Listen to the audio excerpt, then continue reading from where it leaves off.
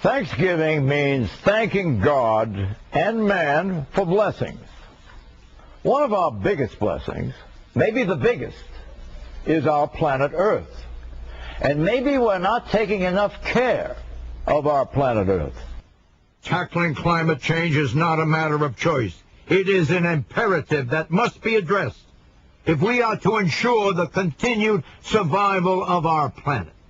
Dr. James Hansen, chief of NASA's Goddard Institute for Space Studies, says failure to halt the further depletion of the ozone layer will put New York City and Washington, D.C. under water. I think we have less than a decade to avoid passing what I call point of no return.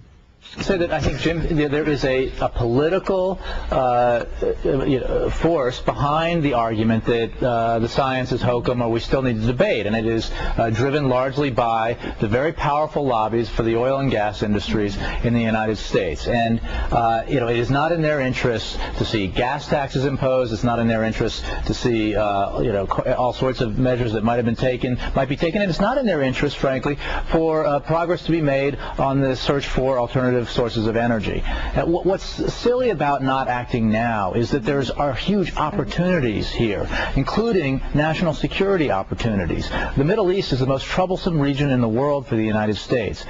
What props up the regimes that cause us so many problems is oil and our dependence on it, and it skews the way we deal with these countries. Well, the burning of fossil fuels creates enough carbon so as to abundantly show that a critical component of global warming is man-made. Exactly.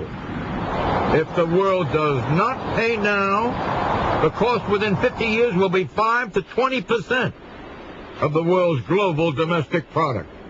That's as financially ravaging as the combined cost of World War I and World War II.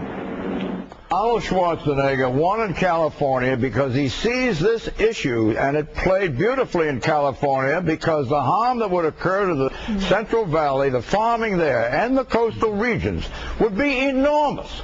So he portrayed it as an economic issue.